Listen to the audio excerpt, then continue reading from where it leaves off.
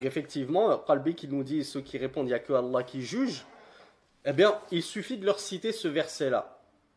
Tu lui prodigues le conseil, il te dit, t'es qui pour me juger? La foi c'est dans le cœur, il n'y a que Dieu qui peut me juger, etc. On lui dit, Allah nous dit, Thumma ihtada. La foi, bien sûr, que la foi elle est aussi dans le cœur, je suis d'accord avec toi. Mais Allah nous dit que tu es censé faire de bonnes œuvres, tu es censé te repentir, et tu es censé ensuite te tenir sur le droit chemin. Alors je m'excuse encore une fois, mes sœurs, de toujours vous taper sur les ongles sur ce sujet-là, mais le sujet du voile, c'est malheureusement une hécatombe chez les sœurs. Oui, nous, les frères, on a aussi beaucoup de péchés. Ne vous inquiétez pas, on n'est pas en train de dire qu'il n'y a que les sœurs qui sont en tort, etc. Mais malheureusement, en 2024, où est le voile chez les sœurs? Et encore, je m'adresse à vous qui êtes des sœurs qui, voilà, si à 21 h du soir, vous êtes là à écouter des durus, peut-être que c'est que il y a de belles étincelles de foi dans votre cœur et seul Allah connaît la réalité du contenu de vos cœurs. Certainement pas moi. Mais et les autres sœurs, celles qui n'écoutent pas de durus, tout en se réclamant de l'islam, est-ce qu'elles portent le voile?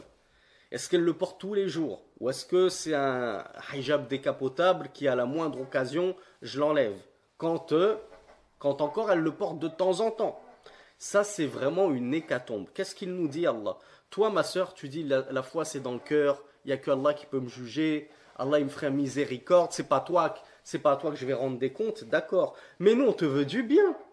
Si on te dit ça, c'est justement parce qu'on espère pour toi qu'Allah te fasse miséricorde et qu'il t'introduise au paradis. C'est pas pour t'enfoncer, c'est pas pour t'humilier, c'est pas pour te faire du mal, c'est pas pour nous moquer de toi. Absolument pas, on n'a rien à gagner en cela. Mais au contraire, on a tout à gagner à essayer d'être une cause de ta réforme et à te prodiguer le bon conseil. Donc quand on te parle du voile et quand on te rappelle son importance, parce que la sœur qui ne porte pas le voile, elle est considérée comme nue. En partie, certes, mais nue. Celle qui est dénudée en partie, ben, elle est quand même dénudée. Elle n'est pas couverte. Une femme à moitié couverte, ça veut dire qu'elle est à moitié dénudée, nue. Je ne sais pas si vous réalisez.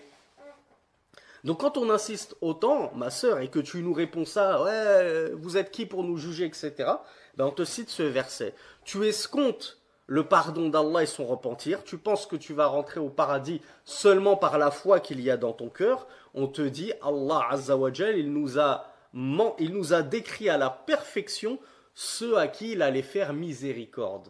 Déjà, ce sont ceux qui se repentent. Est-ce que toi, tu t'es repenti, ma chère sœur, du fait de ne pas porter le voile?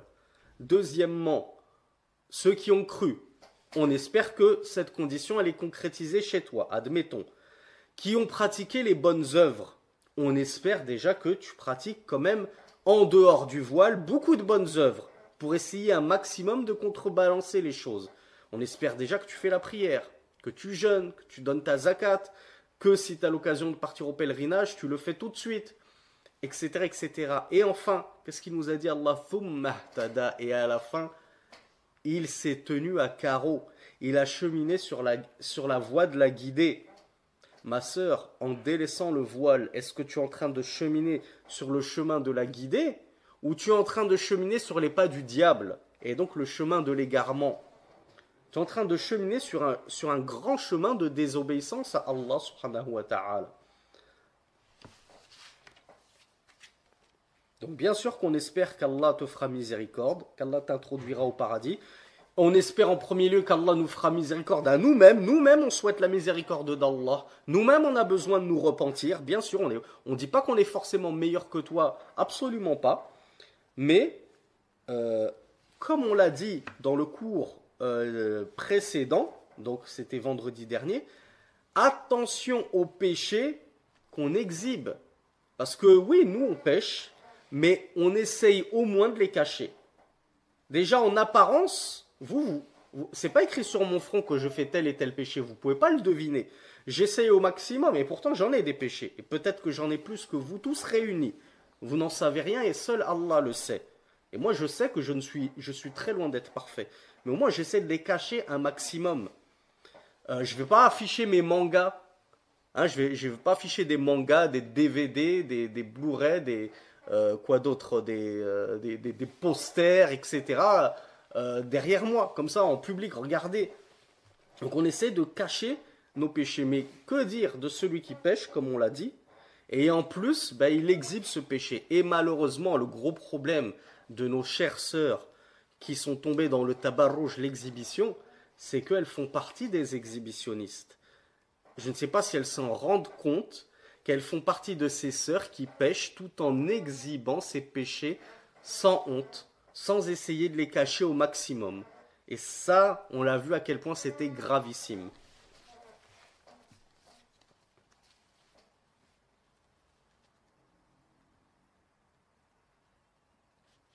Et si je me permets autant et aussi souvent d'essayer, à ma modeste échelle, de prodiguer le bon conseil à mes sœurs, c'est pas parce que je suis misogyne, comme je l'entends souvent, et que je déteste les femmes, etc.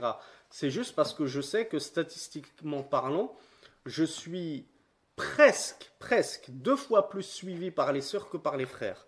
En général, dans les séminaires, etc., on a, genre, sur 100 personnes, on a 66 sœurs et 33, 34 frères.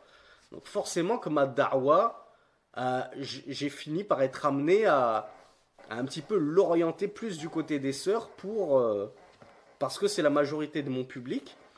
Et aussi pour démentir les mensonges et les calomnies des féministes et de certaines influenceuses qui prétendent, ouais, nous on est obligés de nous exhiber sur TikTok et de faire da'wa, hein, une da'wa de pacotille, parce que les prédicateurs, ils font pas le boulot. Ils parlent pas aux sœurs. Ils mettent pas le doigt là où ça fait mal chez nous, les sœurs. Donc il n'y a qu'une sœur qui peut faire da'wa à une autre sœur parce que c'est elle qui connaît les vrais problèmes des sœurs. Ben. Et ensuite, quand nous, les frères, ben justement, on se dit, bon, ben on va parler des problèmes chez les sœurs, on va essayer de faire des cours, des séminaires, etc., dédiés aux femmes, ben, on nous dit, ouais, vous, toujours les femmes, vous avez que ce mot à la bouche. Et quiconque fait scission d'avec le messager, après que le droit chemin lui est apparu, et suit un sentier autre que celui des croyants, alors nous le laisserons comme il s'est détourné, et le brûlerons dans l'enfer. Et quelle mauvaise destination!